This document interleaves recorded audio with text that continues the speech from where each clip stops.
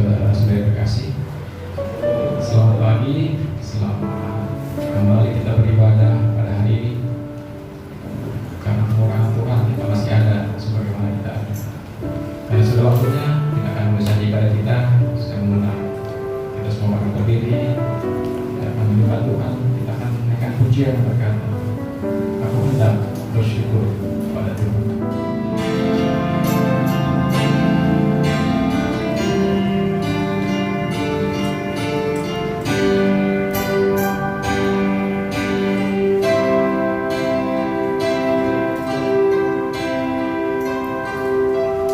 Aku hendak bersyukur pada Tuhan karena keadilan-Nya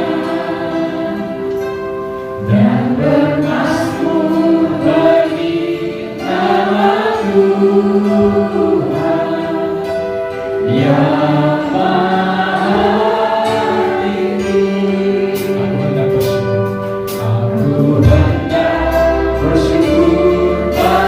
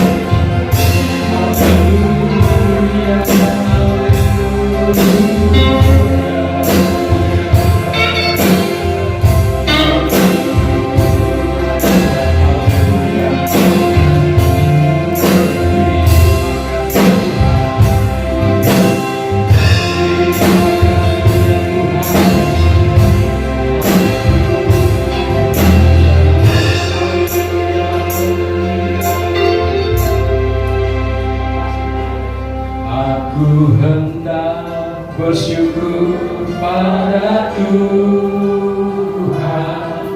karena keadilan-Nya, dan bermasmur bagi nama Tuhan yang maha tinggi. Ya Tuhan, Tuhan kami, betapa mulianya nama-Mu, Tuhan kami, dimuliakan atas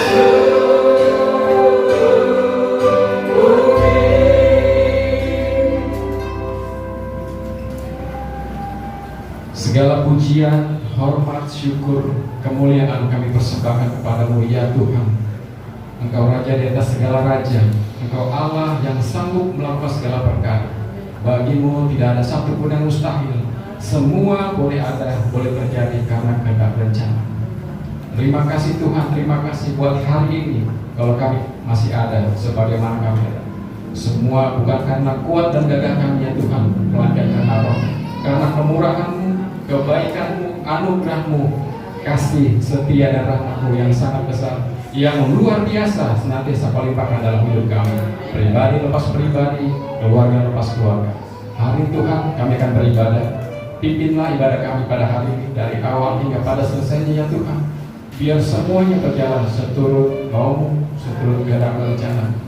Kami hamba-hamba-Mu yang melayani dan semua umat-Mu yang hadir untuk beribadah, Tuhan memberkati berlimpah-limpah. Terima kasih Tuhan. Segala gangguan dalam bentuk apapun kami tolak di dalam nama Tuhan Yesus Kristus.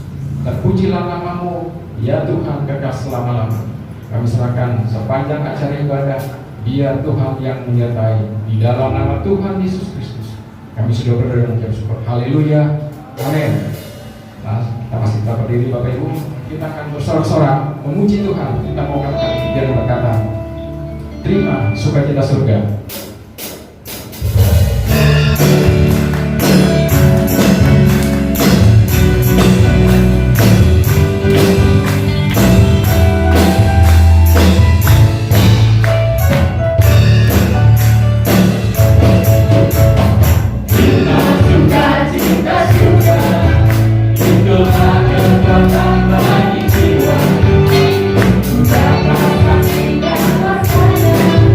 Terima kasih.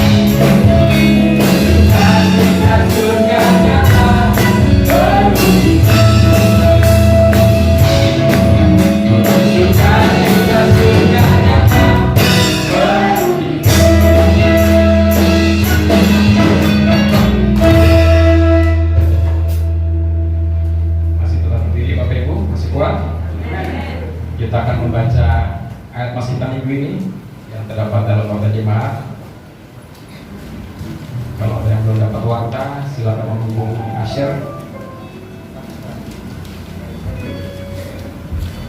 Setelah hitungan ketiga kita akan membaca bersama-sama dan diulangi kata-katanya saja. 1, 2, 3.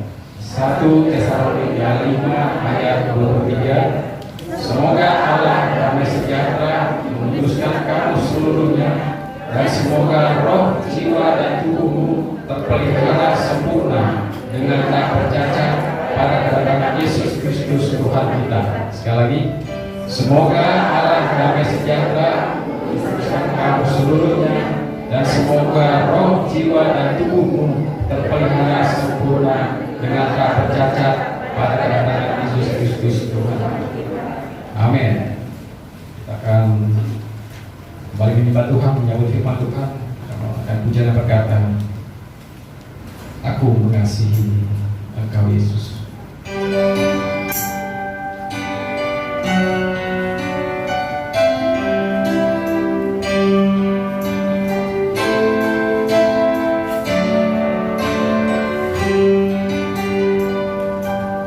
Aku mengasihi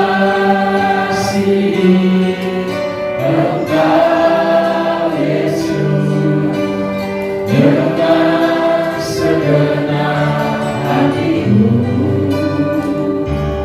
Aku mengasihi Engkau Yesus dengan segenap jiwaku. Kembali kita katakan, aku mengasihi.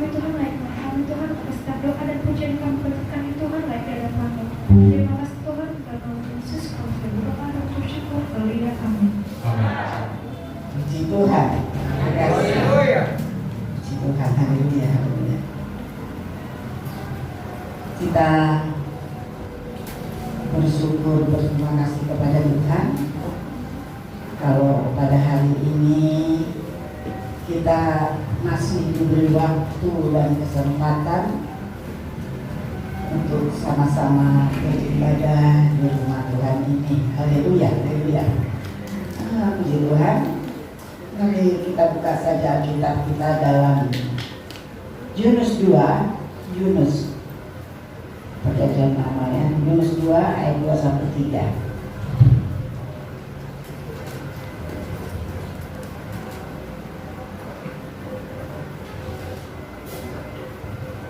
Yunus 2 ayat 2 sampai 3. Kalau kita sudah dapat, saya undang kita sama-sama berdiri.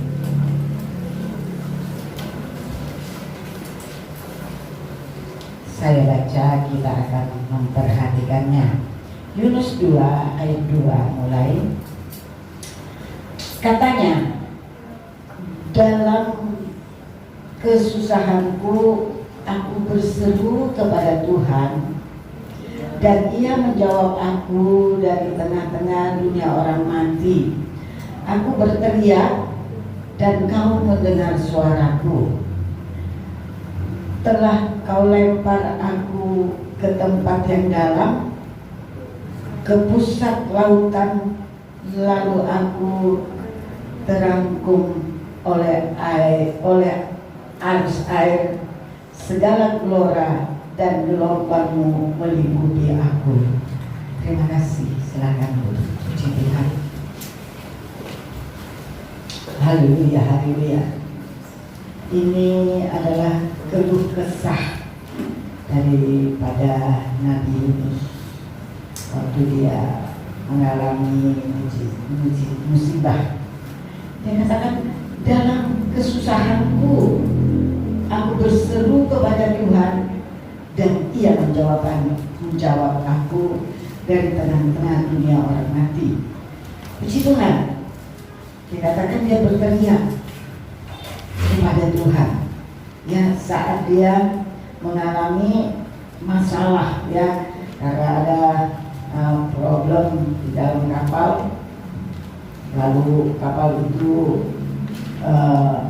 sudah menghanyut karena badai yang full. Lalu mereka, orang-orang yang kapal, ada apa ini? Lalu dicarilah apa penyebabnya, diambillah Jadi akhirnya Yunus penyebab semua itu terjadi. Kapal itu sudah mau tenggelam. Lalu Yunus dilemparkan ke dalam laut. Tetapi dia di saat situasi kondisi yang sangat mengerikan itu, dia tidak lupa, dia berseru kepada Tuhan, dia berteriak kepada Tuhan, ya, dia berteriak kepada Tuhan, dan Tuhan menjawab doa-doanya karena dia menangis, berseru, merangkap kepada Tuhan. Saudara dikasihi, dalam hidup, dalam pengiringan orang Kristen, pengiringan kita kepada Tuhan ini, ya, dalam pengiringan orang-orang Kristen kepada Tuhan, tidak selamanya perjalanan yang kita tempuh mulus tanpa arah melintang. Terkadang Tuhan izinkan kita melewati jalan yang gelap dan melalui lembah-lembah kegelapan. Saudara yang kekasih, kita lihat Yunus pengalamannya. Memang dia yang bersalah. Kenapa saya katakan dia bersalah? Karena dia diperintahkan Tuhan untuk memberitakan kabar baik ke Niniwe supaya orang Niniwe itu bertobat. Tapi dia nggak mau. Ngapain katanya? Dia kan bukan saudaraku, orang-orang Niniwe bukan saudaraku, bukan bangsaku, bukan keluargaku. Ngapain aku mesti ke Niniwe untuk memberitakan kabar bahwa mereka harus bertobat, kalau tidak Tuhan akan murka. kepada negeri itu, kepada pulau itu, dan orang-orang akan dihukum oleh Tuhan. Ya, itulah ceritanya, di mana Yunus tidak mau. Yunus tidak mau. Saya tidak mau. Ngapain dia bilang gitu ya?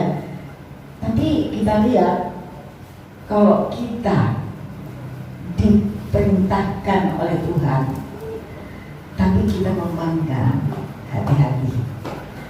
Tuhan akan berikan hukuman atau akan dikejar terus, nah, sampai kita mau. Jadi kalau Tuhan panggil saudara ya untuk melayani atau untuk apa saja ya di dalam pekerjaan Tuhan, jangan banyak komplain. Iakan saja, lakukan saja. Kalau saudara membangkang, saudara mendapat akibatnya, dan akhirnya toh saudara harus melakukannya walaupun tidak disukai, tidak dari hati. Kita lihat Yunus nggak mau, enggak, ngapain? Akhirnya katanya dibuang ke laut. Dia ditelan ikan, dan di dalam perut ikan dia berteriak kepada Tuhan. Dia memohon kepada Tuhan, tetapi Tuhan yang maha baik dan pemurah itu menolong dia. Akhirnya pada hari ketiga dia dimuntahkan oleh ikan itu, dan pas ke pulau Niniwe. Dia nggak mau melakukannya tadi. Andai kata dia mau langsung melakukannya, dia tidak akan mengalami musibah yang berat dan dia akan dibuang ke laut, lalu ditelan oleh ikan. Dan kejadian itu dia harus toh menginjil juga, memberitahukan juga. Tapi dia sudah melalui maut, melalui alam maut, melalui dibuang, melalui ditelan ikan. Bayangin di hari dan malam, ya. Tetapi saat sudah tidak malam, jadi dalam perut ikan dimuntahkan oleh ikan pas di pantai pulau Niniwe, dan dia harus mengerjakan perintah Tuhan itu. Saudara yang dikasih, saya katakan, selain Yunus, kita semua orang percaya pasti dalam hidup ini mengalami masalah-masalah, mengalami kegelapan, mengalami sesuatu yang di luar keinginan kita. Kita tidak mau seakan-akan mengalami hal itu, tapi kadang-kadang Tuhan izinkan. Kalau Yunus Tuhan izinkan karena dia bersalah kepada Tuhan. Tetapi ada kalanya Tuhan membiarkan kita masuk dalam dunia kekelaman atau berjalan dalam bayang-bayang maut, bukan karena kesalahan kita, tapi karena supaya nama Tuhan dipermuliakan. Jadi ada dua penyebab kita mengalami masalah, kita berjalan dalam kegelapan, kita berjalan dalam bayang-bayang maut.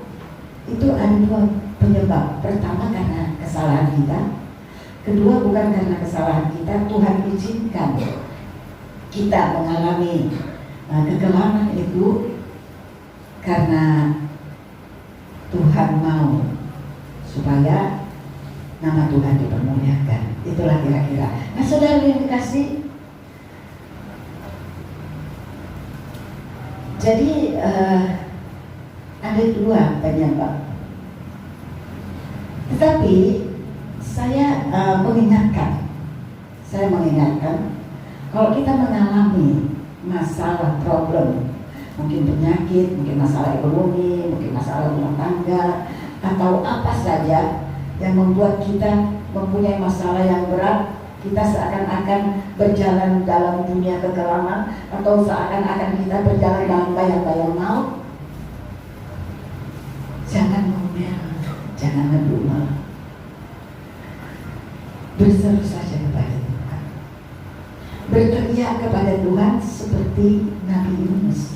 Dia diperhentikan, dia berteriak, dia menangis kepada Tuhan, dia memohon supaya Tuhan menolong dia dan mengeluarkan dia dari kekelaman itu. Jadi saat itu menimpa hidup kita, sekali lagi saya katakan, jangan ngomel, jangan marah. Seperti ayat 2 tadi, dalam kesusahanku aku berseru kepada Tuhan, dan Ia menjawab aku dari tengah-tengah dunia orang mati. Aku berteriak dan aku dengarkan suara aku berteriak dan kau dengarkan suaraku. Jadi kita lihat Nabi Yunus berteriak, padahal itu bukan karena kesalahan dia, tapi Tuhan yang maha baik, Tuhan yang maha pemurah itu menolong juga, memberkatinya, mengeluarkan dia dari masalah dan problemnya. Sekali lagi saya katakan, kalau kita sedang berjalan dalam bayang-bayang maut, kita sedang berjalan dalam kekelaman, kita mempunyai masalah yang berat, yang luar biasa, seakan-akan kita tidak dapat menanggungnya, jangan lari kepada manusia, jangan lari kepada dunia ini, jangan marah-marah kepada Tuhan, jangan ngomel-ngomel atau menggerutu kepada Tuhan, tetapi datanglah dengan kerendahan hati dan minta pertolongan Tuhan, minta keampunan Tuhan. Saudara yang kasih, Tuhan itu Tuhan yang maha baik, ya. Tuhan itu Tuhan yang maha baik. Dia tidak pernah menolak orang yang datang kepadanya. Saudara yang kasih, itulah yang sedang saya alami pada saat-saat sekarang. Saya merasa seperti berjalan dalam kekelaman. Saya merasa ada sesuatu beban yang berat sedang menimpa saya. Ya, kenapa?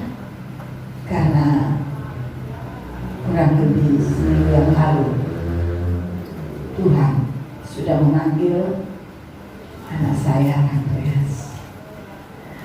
Saya sedih sekali, sakit sekali rasanya, sakit sekali. Saya seakan-akan tidak bisa mengungkapkan sakitnya dan rasanya berat sekali bagi saya. Kenapa? Secara fakta atau alam, saya merasa anak saya ini kan paling bungsu. Anak saya ini baru 42 tahun. Dia tidak mempunyai dosa yang besar, atau tidak menyakiti hati Tuhan, atau tidak marah-marah pada Tuhan, tidak membuat orang lain susah dalam hati saya. Ya, sepertinya kenapa Tuhan panggil? Kan dia masih muda, Tuhan, masih energi. Ya, itu dalam hati saya. Ya, dan itu cukup berat bagi saya.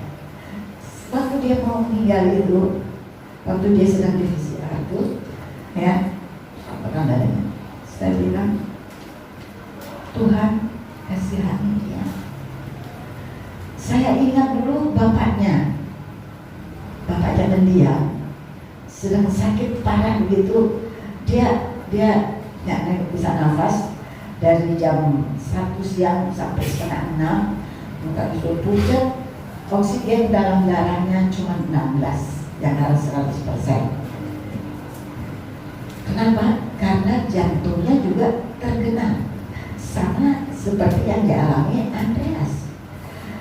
Ya, jantungnya tergenang karena pompa jantungnya tidak kuat. Saya seakan-akan dalam hati saya sepertinya ingin menyalahkan dokter.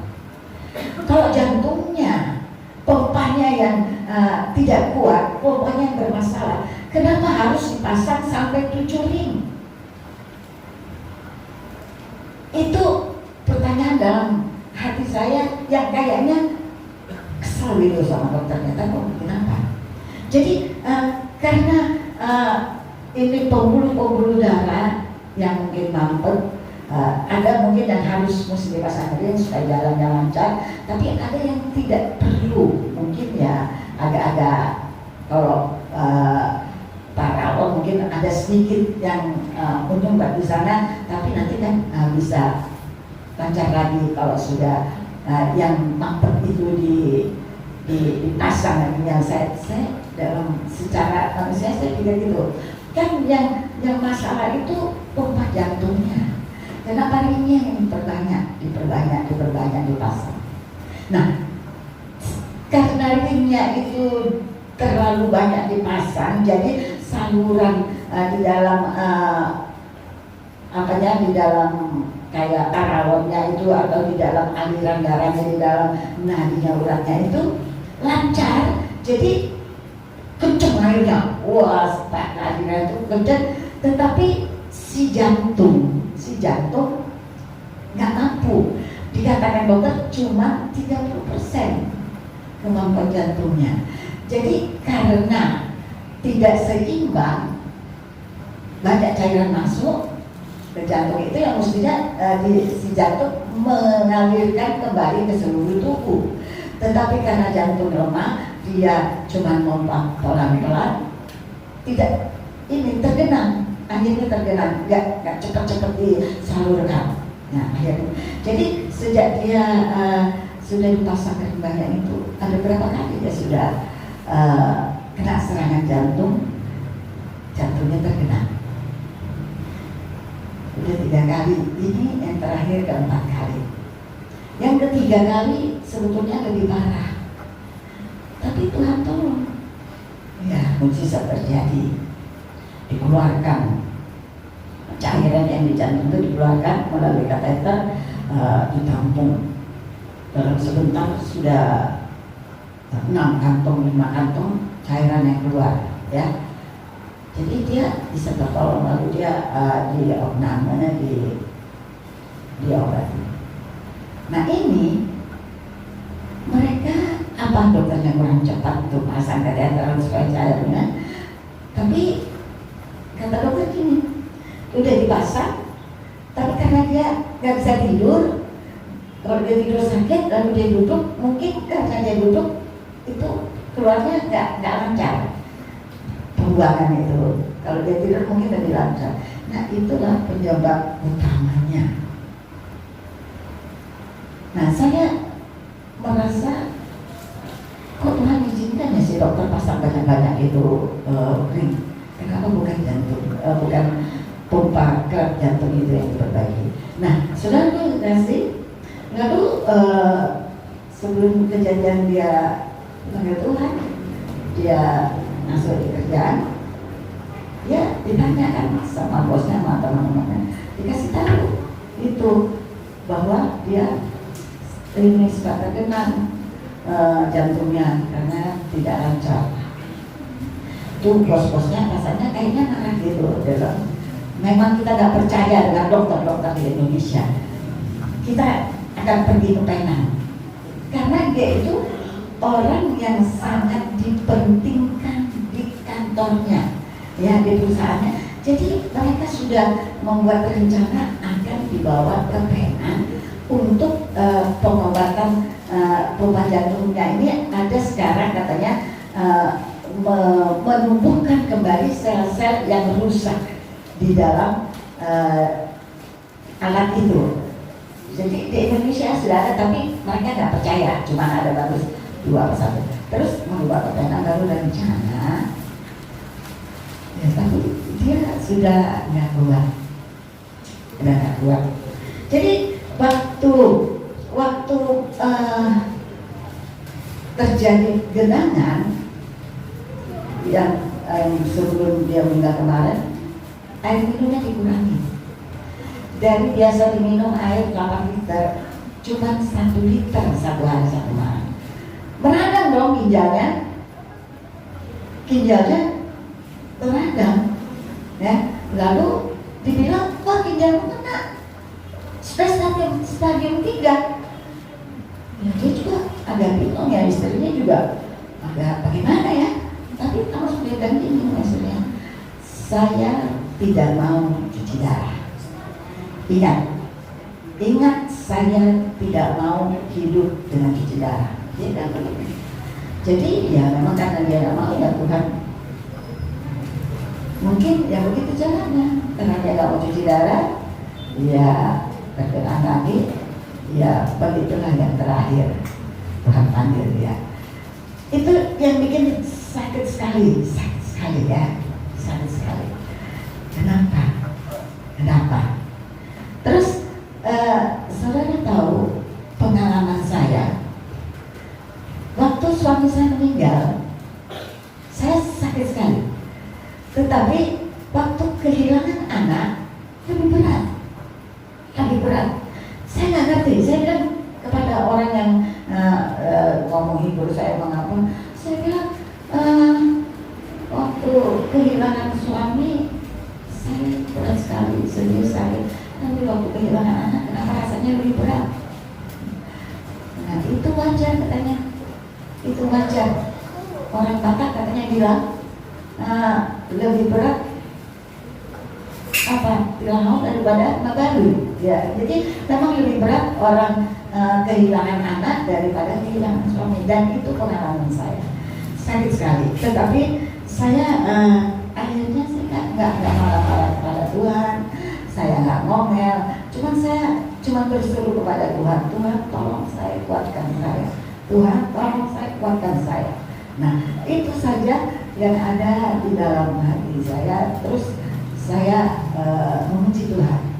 Tetapi yang namanya saya bilang saya nggak mau nangis lagi, saya mau minta kekuatan dari Tuhan, ya namanya manusia.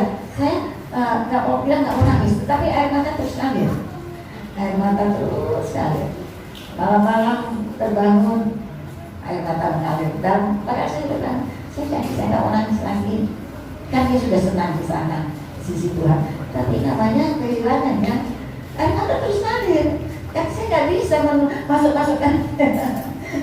Itu yang terjadi dalam hidup saya, dalam situasi kondisi sekarang ini ya. Tetapi saya terus berharap sama Tuhan, saya terus memohon kepada Tuhan supaya Tuhan menguatkan saya ya. Jadi sekali lagi saya ingatkan, kalau kita mengalami hidup beban berat, kita berjalan dalam bayang-bayang maut, kita sepertinya susah, sedih, seperti sakit sekali, tetap bersyukur. Dan di dalam bersyukur saya mendapat kekuatan. Itu pengalaman yang saya bagikan kepada saudara, dan saudara harus ingat itu. Kalau saudara mempunyai masalah hidup dalam berat sekali, mempunyai beban yang sangat berat, seakan-akan saudara sedang berjalan di dalam bayang-bayang maut, sedang berjalan dalam kegelapan, sepertinya tidak ada yang bisa tolong, sepertinya hanya Tuhan yang bisa tolong. Dengan cara jangan ngomel, jangan bersungut-sungut, tetapi tetap bersyukur. Waktu saya bersyukur kepada Tuhan, dengan memuji Tuhan, saya merasa dipeluk oleh Tuhan. Saya merasa dipeluk dan hati saya plong, enak.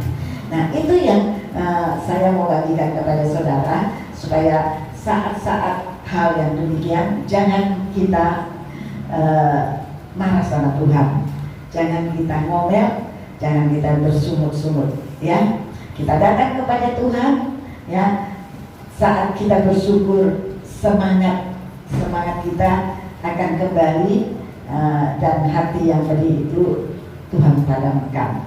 Kalau kita lihat di dalam Mazmur 59 ayat 15, Mazmur 59 ayat 15, berserulah kepadaku pada waktu kesesakan, aku akan meluputkan engkau dan engkau akan memuliakan aku. Selah ya. Jadi waktu kesesakan, waktu kita punya masalah berat, waktu kita punya beban yang terlalu berat, ya maupun itu karena beban ekonomi atau beban penyakit atau masalah dalam rumah tangga dan yang lain-lain, Tuhan undang, berseru kepadaku pada waktu kesesakan.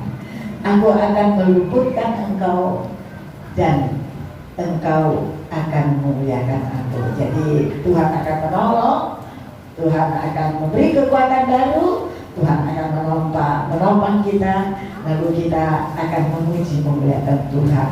Mazmur 145 ayat 14. Mazmur 145 ayat 14 ketika bunyinya, Tuhan itu penopang bagi semua orang yang jatuh, penegak bagi semua orang yang tertunduk. Sekali lagi saya baca, Tuhan itu penopang bagi semua orang yang jatuh dan penegak bagi semua orang yang tertunduk saat saudara mengalami masalah. Saudara hanya tertunduk, ya, orang kata bilang tertudukian mengatasi aku. Nah, waktu saudara mengalami hal yang demikian, waktu saudara rasanya perih, ya, waktu saudara mengalami jalan buntu, gak ada yang bisa menolong untuk masalah atau problem yang saudara hadapi, datang kepada Dia, datang kepada Dia, berseru kepada Dia, memohon kepadanya, maka Dia akan menegakkan saudara kembali, akan memulihkan saudara kembali. Puji Tuhan, Tuhan kita itu maha baik, ya, maha baik dan Dia maha kuasa, ya. Jadi masalah dan beban kita akan diangkat oleh Tuhan. Sebab itu mari kita cari Tuhan, minta tolong kepada Dia, Tuhan kita yang sangat baik itu, ya. Dia akan memberi kekuatan kepada kita. Itu fakta dan itu benar-benar terjadi. Itu pengalaman yang saya alami, saya bagikan kepada saudara. Apapun masalah saudara, datang kepada Tuhan. Iya, dalam Ulangan 7 ayat 9 dia katakan ini. Sebab itu haruslah kau ketahui bahwa Tuhan Allahmu, Dialah Allah, Allah yang setia, yang memegang perjanjian dan kasih setianya terhadap orang yang kasih kepadanya dan berpegang pada perintahnya sampai kepada beribu-ribu keturunan. Jadi kita lihat firman Tuhan katakan, ya, sebab kita harus tahu apa? Bahwa Tuhan itu Allah yang sangat baik. Dia setia, ya. Dia memegang janji-janjinya. Jadi ada puluhan ribu janji-janji, berkat janji-janji Tuhan kepada kita, bahwa saat kita punya masalah, saat kita punya problem, saat kita kehilangan pegangan, Tuhan janji Tuhan akan tolong dan Tuhan akan bela, dan Dia yang punyai janji itu setia untuk melakukan perjanjian itu, sehingga Dia akan menolong kita. Janji-janji Tuhan itu dapat kita pegang dan percaya. Kita percaya di mana janji-janji Tuhan itu Tuhan tulis atau di firman Tuhan di Alkitab. Ya, janji-janji Tuhan itu dapat kita pegang dan percaya. Dia akan menolong dan menopang kita sehingga kita jadi kuat dan diberi kemampuan sehingga kita bisa jadi pemenang. Sebab kita sudah ditakdirkan orang yang menang dan jadi pemenang. Apapun masalahmu, apapun problemmu, lari kepada Tuhan, mengadu kepada Tuhan, berseru kepada Tuhan. Saudara bukan pecundang, saudara bukan orang yang kalah, saudara adalah orang pemenang, lebih dari pemenang kalau saudara datang kepada Tuhan. Karena Tuhan akan bela saudara dan tolong saudara dalam segala hal. Kita adalah pemenang, ya, dalam menghadapi masalah problem kita itu. Maka dengan bangga kita akan berkata, segala perkara dapat kutampung di dalam Dia yang menguatkan aku. Itu yang harus kita katakan. Dalam apapun masalah kita, problem kita yang berat dan luar biasa, seakan-akan tidak ada jalan keluar, seakan-akan tidak ada orang yang bisa tolong, seakan-akan manusia tidak peduli kepada kita, saudara lari kepada Tuhan, saudara berseru kepada Tuhan, saudara menangis kepada Tuhan. Berat Tuhan, aku tidak mampu, aku tidak kuat Tuhan. Terus bicara kepada Dia dan bersyukur. Terima kasih Tuhan, apapun yang terjadi dalam hidupku, kalau Engkau izinkan berarti itu yang terbaik. Nangis kepada Dia, maka Tuhan akan menolong saudara. Tuhan akan menopang saudara, sehingga dengan bangga saya akan berkata seperti yang dikatakan di dalam Filipi 4 ayat 3, segala perkara dapat kutanggung di dalam Dia yang memberi kekuatan kepadaku. Haleluya. Katakan, mari kita katakan, segala perkara dapat kutanggung di dalam Dia yang memberi kekuatan kepada aku. Saudara bisa katakan? Coba katakan 1, 2, 3. Segala perkara dapat kutanggung di dalam Dia yang menguatkan, memberi kekuatan kepada aku. Haleluya. Haleluya. Kita datang memuji Tuhan, kita mau sembah Tuhan. Haleluya. Kuatkanlah oleh Roh-Mu ya Tuhan. Kita tidak menghina, kita tidak salahkan siapapun. Waktu itu saya sadar, saya tidak menyalahkan dokter-dokter itu. Tuhan, apapun yang terjadi saya tahu itu seizin-Mu, karena tidak sehelai rambut pun dari kepalaku bisa jatuh gugur kalau tidak seizin Tuhan. Kalau itu terjadi, sudah pasang kuculing Thomas ini, saya tahu itu karena Tuhan. Haleluya.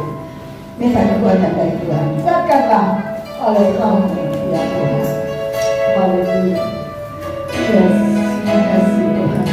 Haleluya. Haleluya. Yes, haleluya.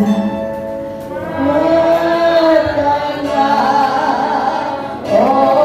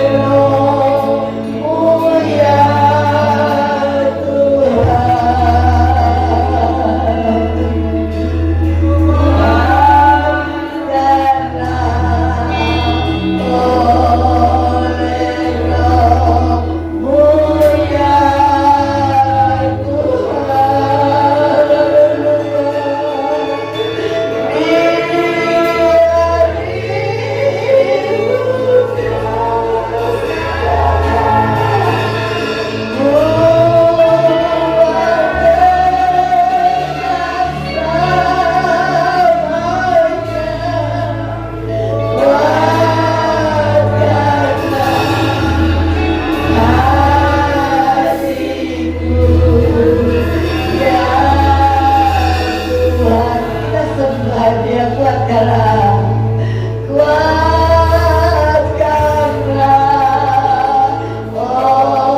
oleh Roh-Mu ya Tuhan.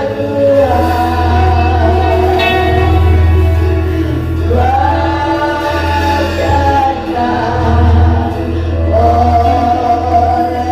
Roh-Mu ya Tuhan.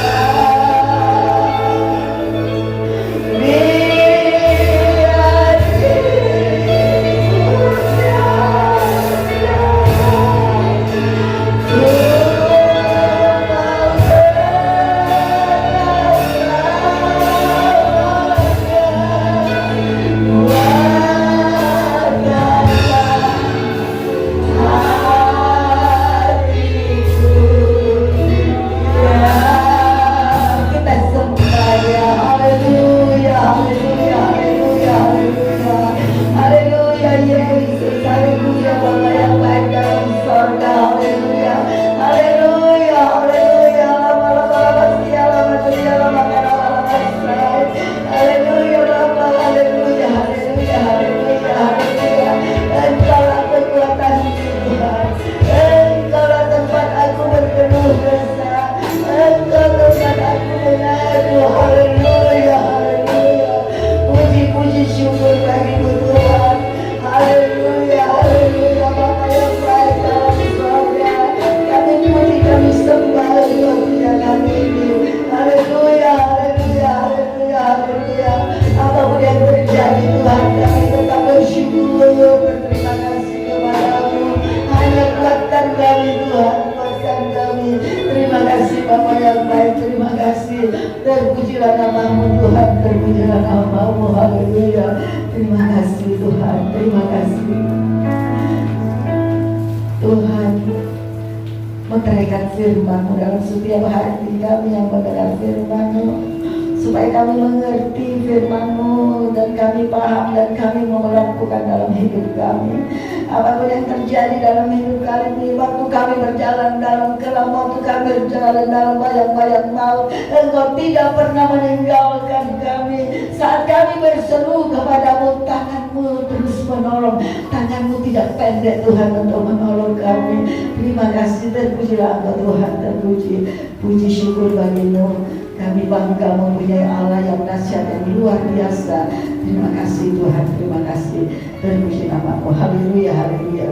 Berkati semua orang yang sudah mendengarkan firman-Mu, biar mereka semua boleh hidup dalam firman dan boleh melakukan firman dalam hidup mereka. Engkau dipermuliakan dan ditinggikan. Terima kasih Tuhan, terima kasih. Sebentar umat-Mu akan memberikan korban mereka Tuhan, seberapapun yang mereka berikan dengan hati mereka, dengan sukacita, balas dengan berlipat-lipat kali ganda sesuai dengan janji firman-Mu. Haleluya Tuhan, haleluya. Terima kasih, haleluya, amin.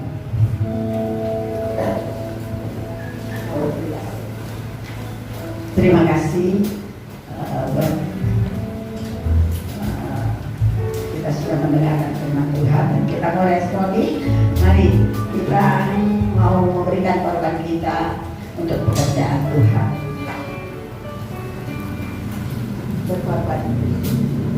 Berkorban terus sampai Tuhan datang. Sampai Tuhan datang. Berkorban sampai Tuhan datang. Berkorban, berkorban, berkorban, berkorban.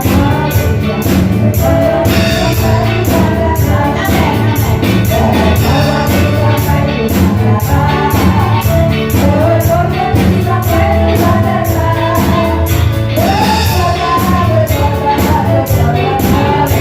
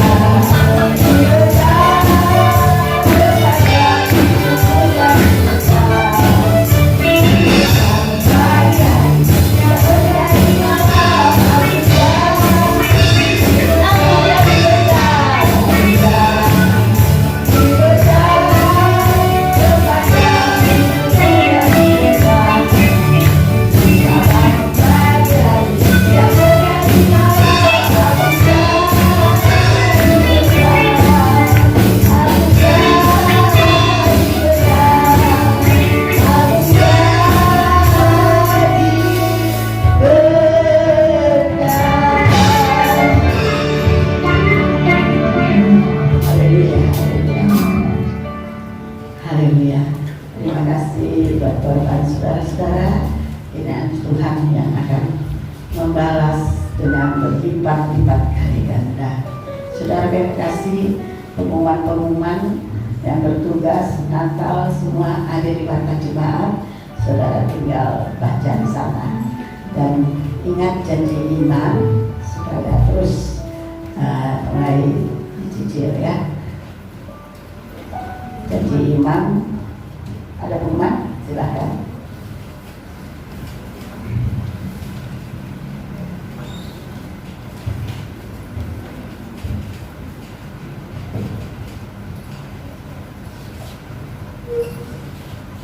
Salam terkasih dalam nama Tuhan Yesus Kristus.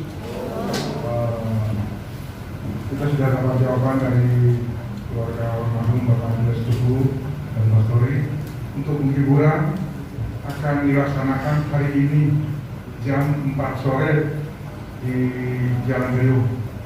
Ada alamat di situ. Nanti mungkin kita yang tidak ada kendaraan boleh berkumpul di gereja, nanti kita diskusi jam 3. Jadi jam 4 sore nanti dimulai acaranya di Rawamangun di Jalan Riau. Jadi itu saja buat seluruh jemaat yang mau ikut nanti mengadakan penghiburan. Kiranya Tuhan Yesus berkati kita semua. Oke, terima kasih.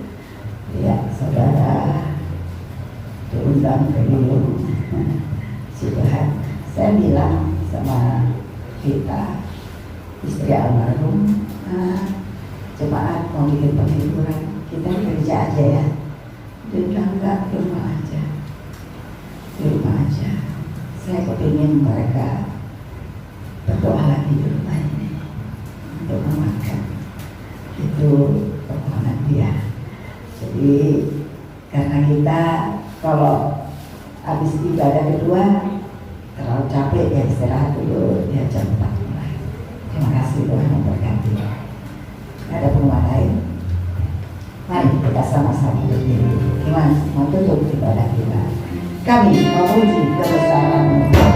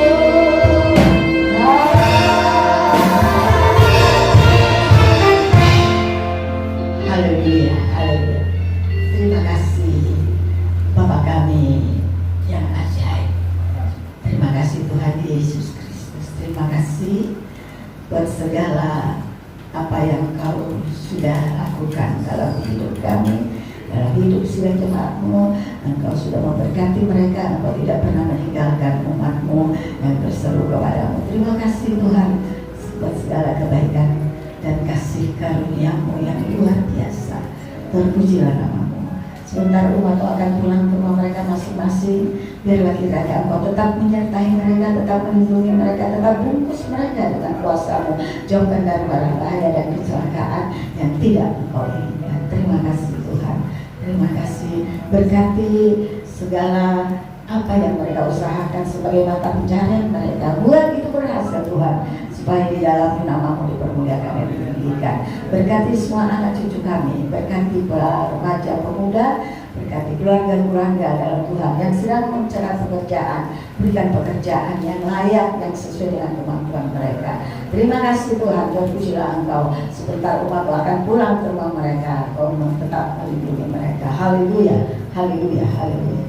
Saudara-saudara yang terkasih, mari kita pulang ke rumah kita masing-masing dengan membawa berkat kasih karunia dari Bapa kita di surga, berkat kasih sayang dari putranya Yesus Kristus, berkat penyertaan, perlindungan, pertolongan dari Allah Roh Kudus, mulai saat ini sampai selama-lamanya. Haleluya, kita katakan amin. Bapa.